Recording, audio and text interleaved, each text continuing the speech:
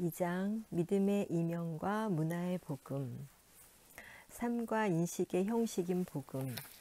복음은 계시의 책으로서 우리 자신에 관한 계시를 발견할 수 있는 궁극적 자료 혹은 중거점이다.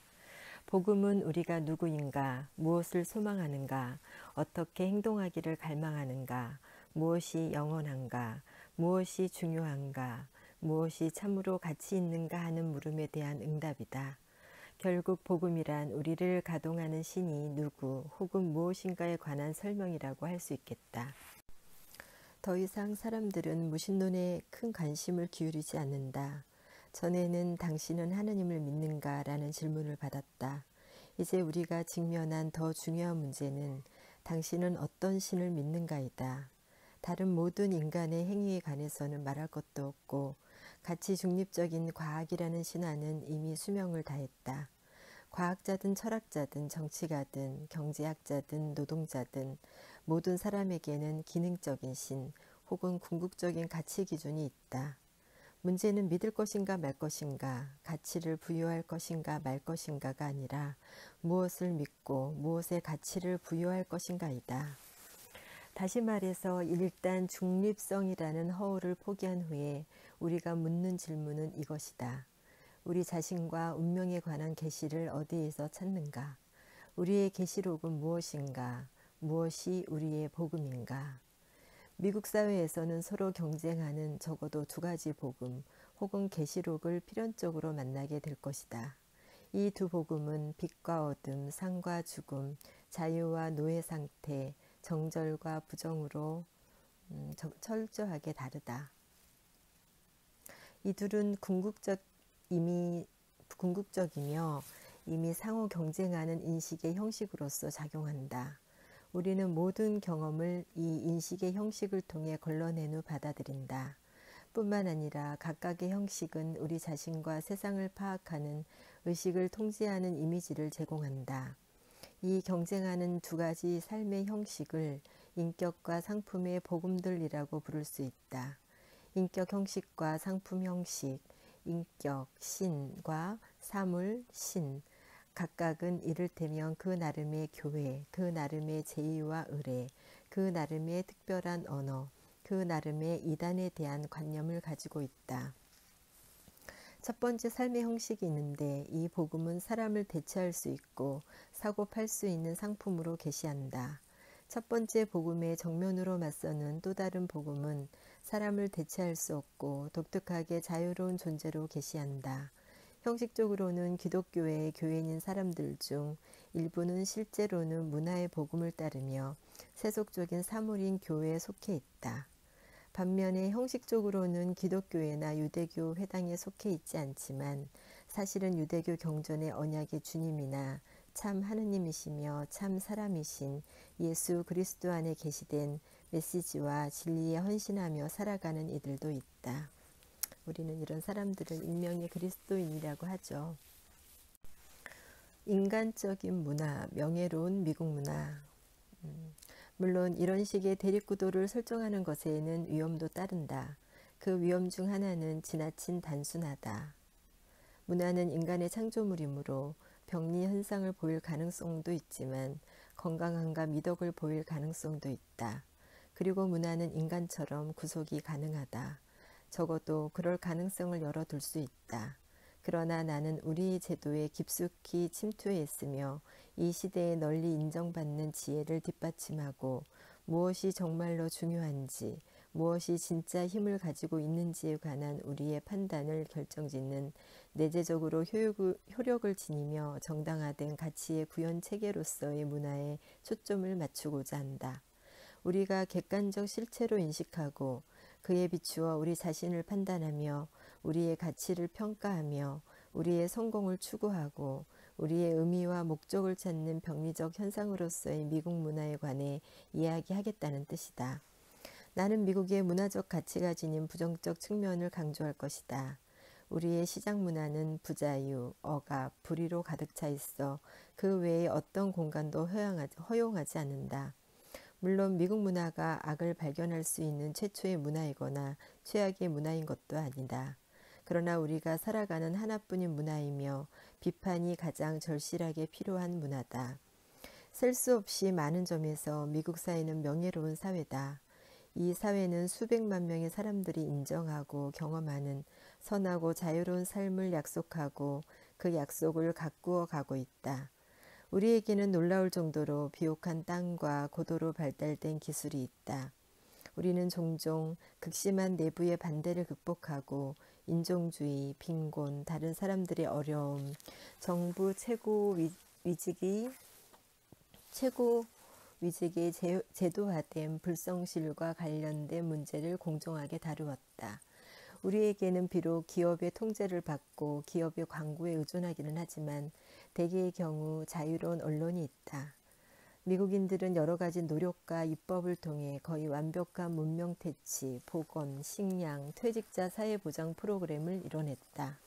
생산성 높은 노동자들은 자긍심을 가지고 일하며 어느 정도 정치적인 힘도 행사하며 상당히 안정된 생활을 하고 있다. 그러나 그 자체로서 선물인 이런 명예로운 업적이 사라질 위험에 처했다. 미국 사회는 큰 위험에 직면해 있다. 인간의 존엄성, 인간의 이익에 부합하는 참된 인격적 생산성, 가족 공동체와 시민사회를 비롯한 제도, 정의에 대한 의식과 자유에 대한 존중, 생명과 사랑의 가치, 이 모든 것이 심각하게 공격을 받고 있다. 고통스럽지만 우리가 먼저 스스로 개혁해야 할 필요, 회개해야 할 필요, 바뀌어야 할 필요를 기꺼이 인정하는 것이 중요한 까닭은 바로 이 때문이다. 우리 자신의 도덕적, 사회적 실패를 인정하는 것은 우리 문화의 미덕과 장점을 거부하는 것이 아니라 오히려 그것을 보존하고 그것에 충실하고자 노력하는 것이다. 한 사람에 대한 사랑이 그렇듯 한 국민이나 나라에 대한 사랑도 그렇다. 진실 외에 참된 사랑의 근거는 없다. 그렇지 않다면 우리의 사랑은 우리가 정말로 누구인지 그리고 무엇인지에 관한 진리에 기초한 것이 아니라 환영에 기초한 것일 뿐이다. 비인간적인 문화, 명예롭지 못한 미국 문화. 다른 시대나 다른 나라의 실패를 지적함으로써 미국의 가치체계에 대한 가혹한 자기반성을 어느 정도 누그러뜨릴 수 있을 것이라고 기대해서는 안 된다. 반성하고 필요한 경우 바꾸어야 할 대상은 다름 아닌 바로 우리 자신이다. 다른 나라나 시대에도 악이 자주 나타났으니 우리를 짓누르는 악이 어떤 식으로든 면제받을 수 있을 것이라고 주장한다면 우리는 진리에 그리고 우리가 사랑한다고 공언하는 이 나라에 아무런 도움이 되지 못한다. 대혁명 이후의 프랑스나 레닌 처하의 러시아나 현재의 독재 국가들의 실패 사례는 그들과 마찬가지로 우리도 실패하고 있음을 정당화하는 데 이용되어서는 안 되고 오직 우리에게 경고의 메시지 역할을 해야 한다. 내 가족을 사랑하고 다른 모든 이들보다 가족을 사랑한다는 것이 바로잡고 변화를 위해 애쓸 필요가 없다는 의미는 아니다. 특히 그들이 위험에 처해 있다면 더 그렇다. 죽음을 통해 우리에게 이른바 명예로운 평화를 가져다준 100만 명의 동남아시아인들을 무시하는 것은 우리 자신과 우리의 인격에 큰 상처가 될 것이다. 이것은 무슨 얘기냐면요. 명예로운 평화는 닉슨 대통령이 베트남에서 철군 의사를 밝히면서 했던 말입니다. 명예로운 평화라는 말이. 그때 죽은 이들은 그런 식의 평화를 누리지 못했다. 그리고 1900년 이후 언제나 결정적이라면서 곧 사라져버리고 마는 평화를 이루겠다는 명분으로 살해된 1억 명의 사람들 역시 그런 평화를 누리지 못했다. 우리의 행동과 그 결과의 참상을 숨기려 할 때 도덕적으로 치명상을 입게 된다. 우리의 간섭 때문에 엘살바도르와 니카라과에서 수천 명이 죽은 것을 은폐하거나 이전에 이란과 남미 국가들에 개입한 것이 선거로 당선된 그 나라의 지도자들이 우리에 대해 가지고 있던 적대감과 무관하다는 식으로 변명하거나 부통령이 2002년 여름에 다음과 같이 주장하면서 이 나라를 전쟁으로 몰아넣었음을 부인하도록 내버려 두는 것은 우리나라에 아무런 도움이 되지 않는다. 다음은 부통령이 한 얘기입니다. 간단히 말해서 사담 후세인이 대량 살상 무기를 가지고 있다는 데는 의심의 여지가 없다. 그가 우리의 친구들, 우리의 동맹국들, 그리고 바로 우리를 공격하기 위해 이런 무기를 쌓아두고 있다는 점 역시 의심의 여지가 없다 라고 말했다고 해요. 진실을 감추려 할 때 그 결과는 양심을 죽게 할 뿐이다. 현실을 무시하는 것은 애국심이 아니라 어리석음일 뿐이다. 이미 우리는 우리 사회의 노년층이 클레어 타운샌드가 마지막 인종차별이라 부르는 것에 희생당하는 나라에서 살고 있다. 이미 우리는 뉴욕의 일부 보험회사들이 뿐만이 아니라 임신 중절에 대해 보험금을 지급하는 것을 알고 있다. 글을 읽지 못하지만 아이를 낳고 싶어 출산 전 상담을 받으려고 온 베드퍼드 스타이븐슨트 출신의 여인들은 공공연히 낙태를 안내받고 있다.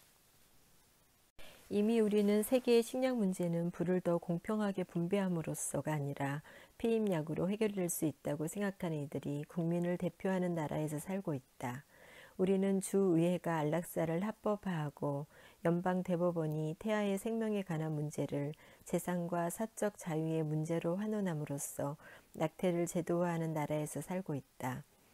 비용 편익 분석이라는 관점에서 사형과 핵 확산, 임신 중절, 뇌 손상 환자에 대한 안락사를 시행하고 있다. 이미 우리는 세계 인구의 4분의 1에 해당하는 사람들이 먹는 것보다 강아지를 더 잘 먹이는 나라에서 살고 있다. 과체중인 강아지를 위한 새로운 다이어트 사료에 대한 최근 광고는 이 고통스러운 현실을 더욱더 분명히 드러낸다. 일부 국가들은 살을 찌우는 데 쓰는 것보다 더 많은 돈을 다이어트에 쓴다. 우리는 지난 몇십 년간 육류 소비량을 2배 이상 늘렸고 그에 따라 비만과 관련한 치명적인 질병도 늘어났다. 한편으로 구명보트 윤리, 즉 탑승 인원이 한정된 구명보트에 누구를 태울 것인가 하는 문제와 관련한 윤리적 논의, 이 구명보트 윤리에 관해 열띤 논의를 벌이면서 태워줄 자리가 부족하다는 이유로 세계의 가난한 이들을 포기해버린다. 그 와중에 우리는 오염물질을 배출하는 풍요로움 속에서 숨막힌 채 살아간다. 이미 우리는 비밀리에 불법 전쟁을 추진하는 나라, 역사상 최대의 집중 폭격을 가하는 것이 적합하다고 판단하는 나라, 제3세계의 사람들에 대해 경멸에 가까운 태도를 보이는 지도자들을 칭송하는 나라, 다른 나라 정부 전체를 조종하고 통제하며 종식시키는 나라에서 살고 있다. 정치적 수사로는 온정적 보수주의로 대표되는 더 친절하고 더 관대한 나라라는 환상을 부추기지만 현실에서는 사회적 정치적 비열함을 그대로 드러내는 경우가 더 많다. 아부그라이브 교도소의 끔찍하고 비인간적인 사진이나 고문을 목적으로 동유럽과 중동에 만들어둔 비밀 감옥에 관한 보도는 드문 예외이며 비미국적인 사례라고 둘러댄다. 그라이브 교도소는 주역이 이렇게 돼 있어요. 이라크 수도 바그다드 인근에 있는 이라크 최대의 정치범 수용소로서 이곳에서 미군이 고문을 행하는 사진이 인터넷으로 유포되어 큰 논란이 되었던 곳이래요. 계속 읽겠습니다. 존 맥케인 상원 의원이 발의한 수감자를 잔인하고 비인간적이며 수치스러운 방식으로 취급하는 것을 금지하는 법이 상원 의원 90명의 지지를 받고 통과된 것으로 보아 예전에는 그런 행위가 있었음이 분명하다. 그러나 2005년 12월 해리스 여론조사에 의하면 대다수의 미국인들은 상원 의원들과 생각이 다르다.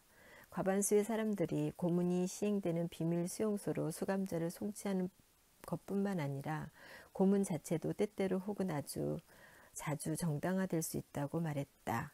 심지어 과반이 훨씬 넘는 80%의 사람들은 우리가 실제로 그렇게 하고 있다고 생각했다.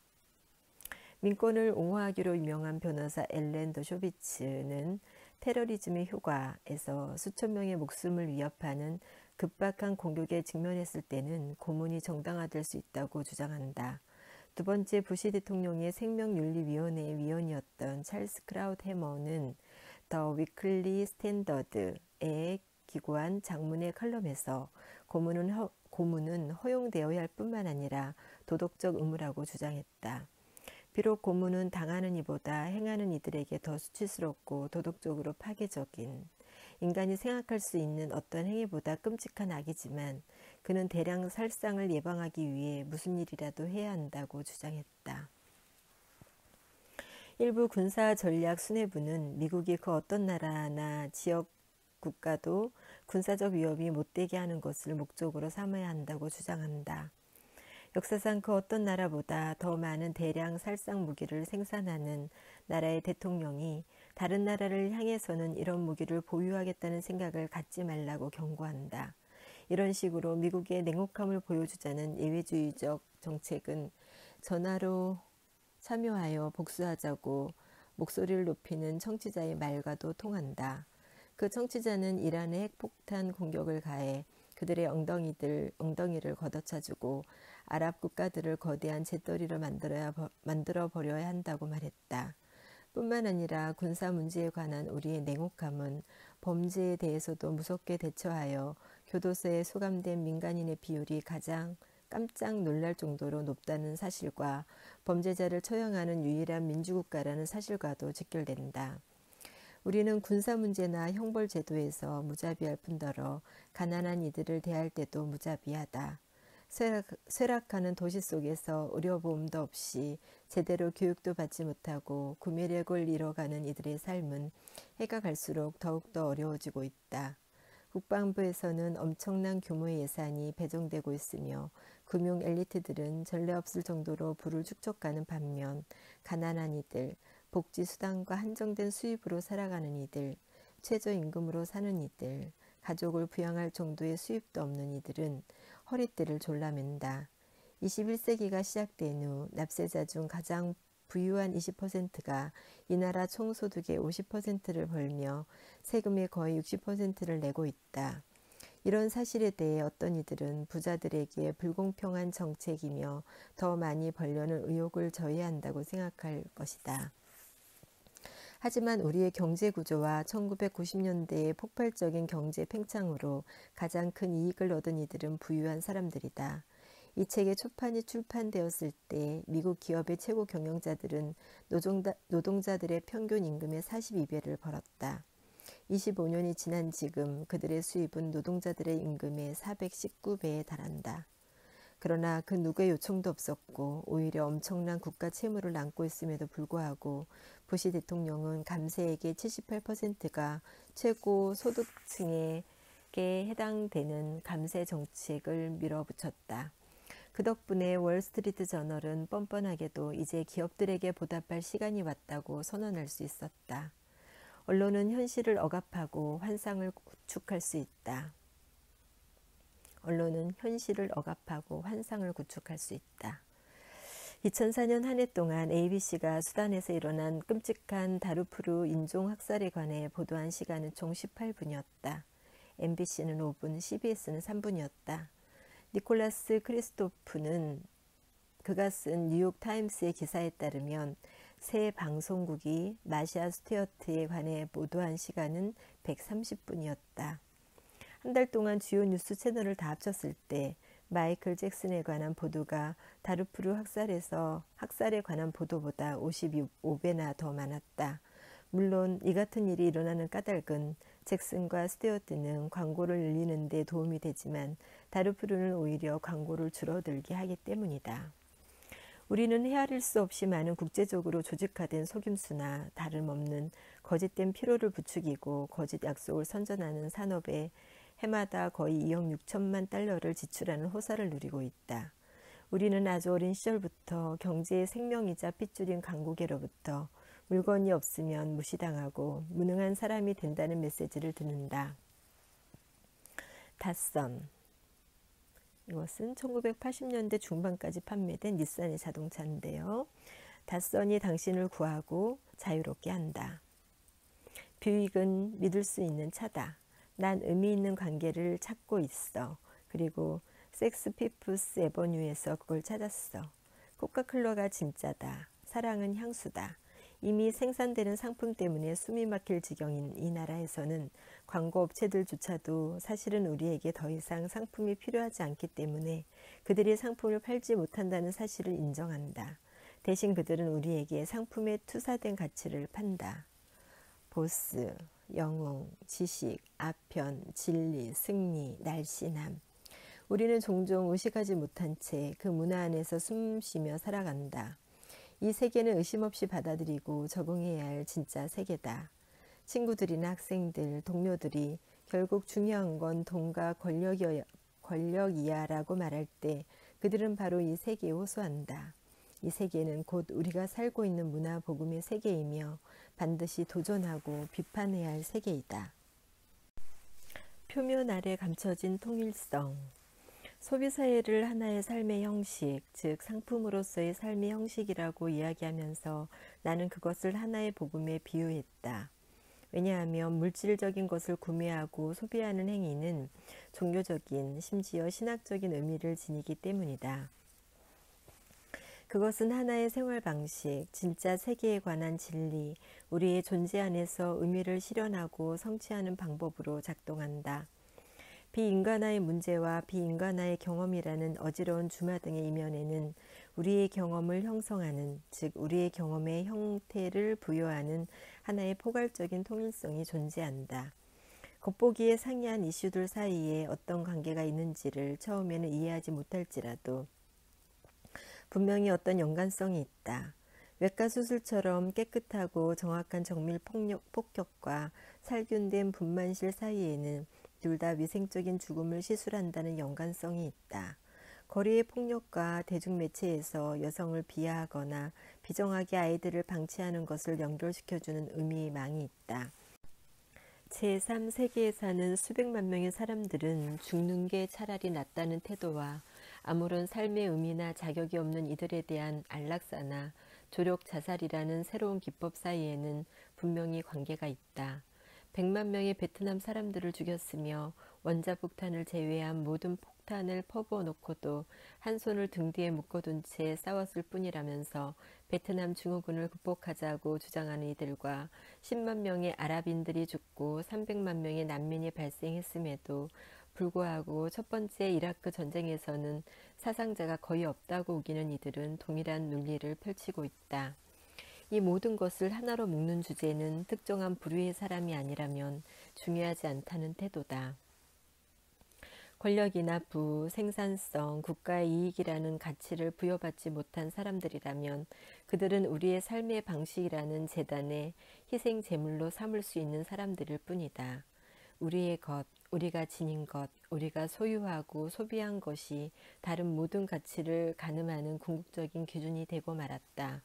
하나의 궁극적 원리로서 이 기준은 기능적인 신이 되었다. 경제적 생활 방식이 종교적 대용물이 될 수 있다는 생각을 처음 갖게 된 것은 30년 전 박사학위 논문을 쓰면서 카를 마르크스를 읽을 때였다. 그의 유명한 저작인 자본론을 흥미진진하게 읽었다. 끝도 없이 이어지는 경제 통계와 분석 때문이 아니라 경제적 문화적 삶과 종교적 신념을 비교하기 때문이었다. 우리가 어떻게 물질적 대상과 도착적인 관계를 맺고 있는가를 설명하기 위해 그가 만들어낸 용어가 상품 물신주의였다. 사람들은 점점 자신들의 손으로 만든 상품을 숭배하게 된다는 말이다. 우리는 인격체의 대체물처럼 상품을 대할 뿐 아니라 상품이 우리에게 의미와 목적과 살아갈 이유를 제공하는 신이라도 되는 것처럼 대한다. 그로써 우리는 점점 더 인간성을 상실한 사물에 불과한 존재인 것처럼 서로를 대하게 된다. 물신이란 만들어진 것, 인간 노동의 산물이다. 그러나 동시에 우리가 경건한 마음으로 숭배하는 대상이기도 하다. 물신은 우리 스스로 만들어낸 것이지만 우리는 우리를 지배하는 힘을 그것에 부여하고 물신의 형상을 따라 우리 자신을 꾸민다. 어떤 점에서 나는 마르크스가 저명한 랍비였던 자신의 삼촌과 할아버지에게 영향을 받았을지도 모른다고 생각했다.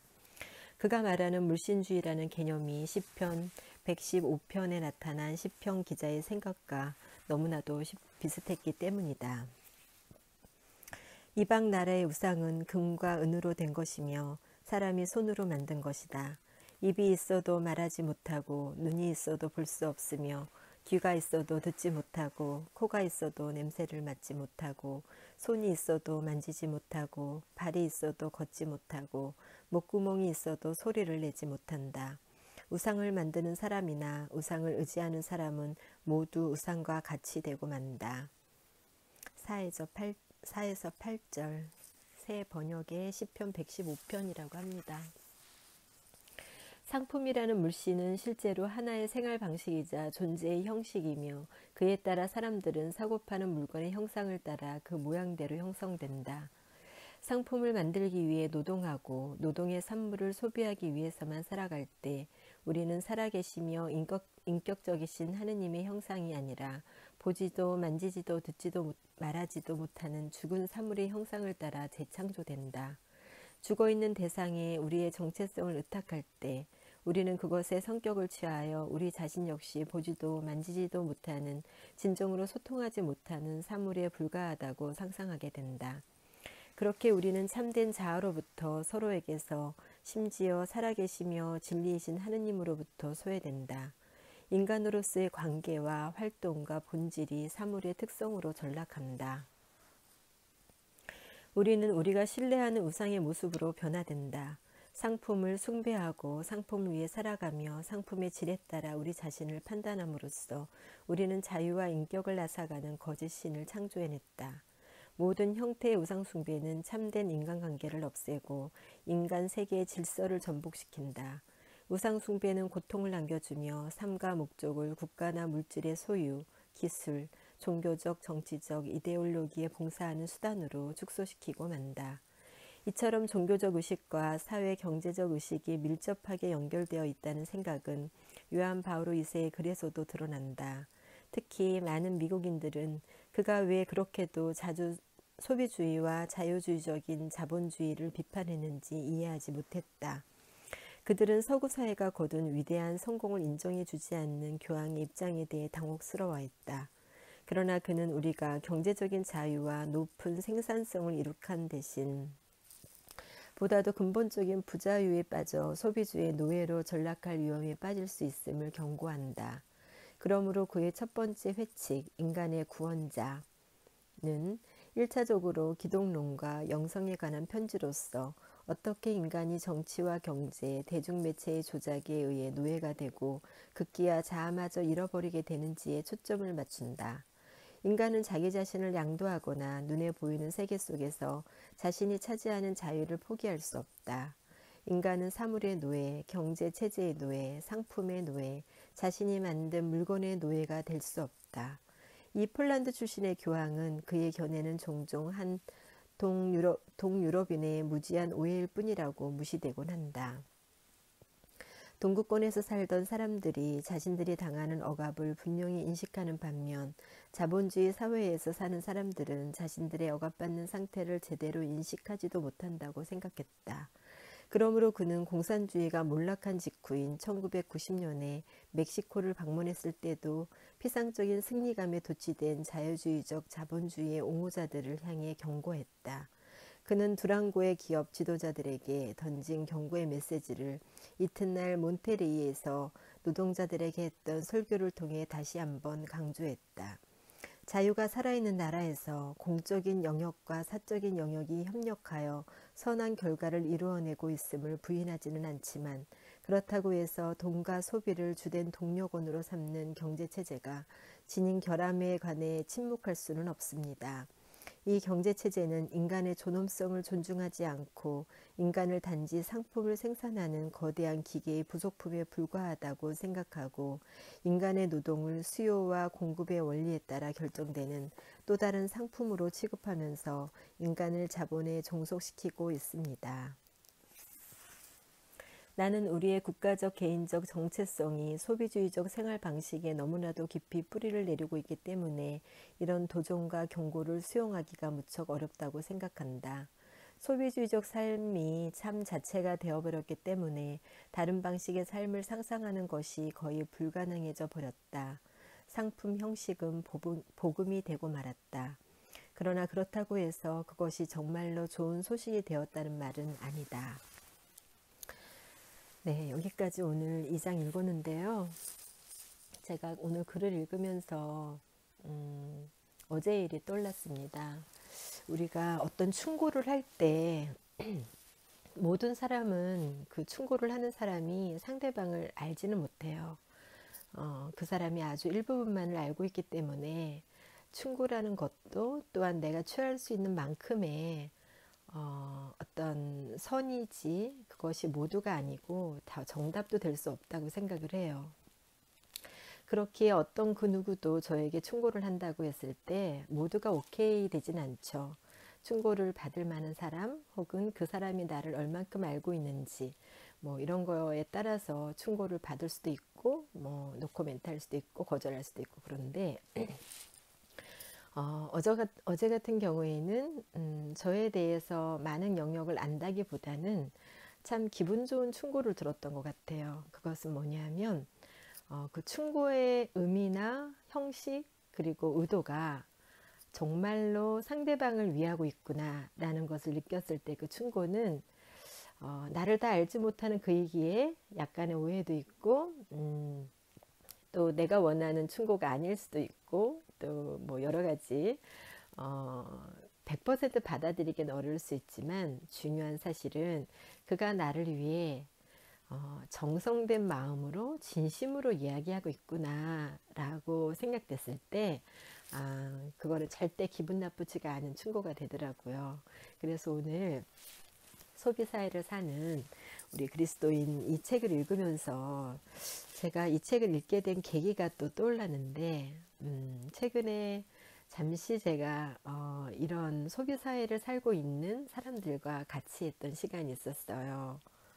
정말 상품 형식을 띠고 있는 그것에 대해 아무렇지도 않게 잘 가고 있는 사람들 속에서 오랜 시간은 아니지만 머물 수 있는 계기가 있었는데 그들 안에서 제가 많은 거를 느끼면서 어떻게 이들과 함께 그리스도인은 물론 아니었지만 내가 알고 있고 느낀 바를 전달해 드리고 그것을 통해서 선한 어떤 의지들을 우리가 함께 다시 생각해 볼 수 있을까. 삶의 방식들을 물론 좋은 분들이었기 때문에 같이 가고 싶은 마음 때문에 생각을 했던 그런 계기가 있었는데 저는 결국 사실 못했어요. 그거를. 예, 못했는데 오늘 이 글을 읽으면서 그래 상품 형식으로 살고 있는 어떤 소비주의 사회에서의 개개인은 큰 기계 안에 물려서 돌아가고 있는 작은 부속품처럼 여겨지기 때문에 그 부속품은 언제든지 교체될 수가 있잖아요.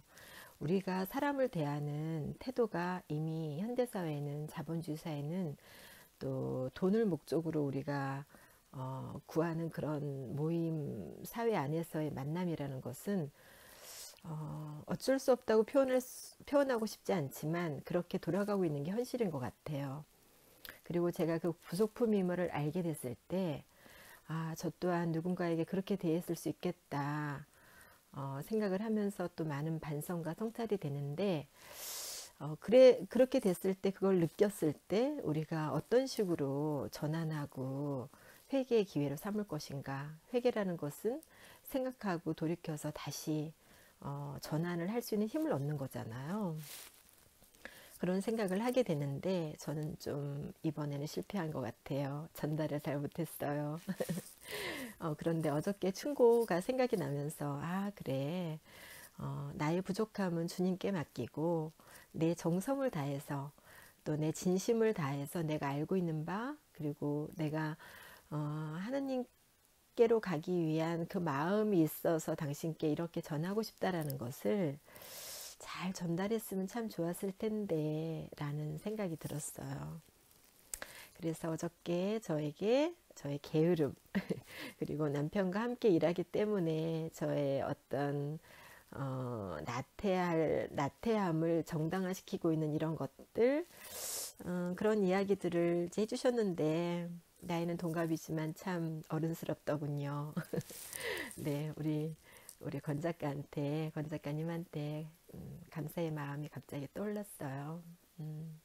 그래요. 모든 충고는 그렇게 사는 것 같아요. 우리는 모두 나약하지만 주님께서 주시는 사랑이 있기에 그 사랑으로 진심을 다한다면 정말 조금이라도 바뀔 수 있는 것이 사람이지 않을까 사람의 마음이지 않을까 생각이 됩니다. 저에게 하느님 마음을 또 한번 보여주신 우리 함께 살고 있는 이 시대의 친구들 너무 감사해요. 네, 그러면 다시 내일 제3장을 읽도록 하겠습니다. 글들이 너무 어려워서 읽는 게 좀 버벅거리긴 한데 후반부로 가면은 글도 좀 쉬워지고 그리고 우리가 묵상할 수 있는 것들이 꽤 많아요. 미국 사회를 중심으로 읽다 보니까 뭐 생소한 단어들, 잘 모르는 사건들 이런 것도 있을 수 있는데 이런 것은 이제 정보 차원에서 생각해 보시면 좋을 것 같고 이제 점점 묵상거리로 들어가게 됩니다. 나약하고 또 부족한 우리 인간이지만 이렇게 배울 수 있는 것이 또 인간이기도 한 것 같아요. 그럼 모두 오늘도 좋은 날 되세요.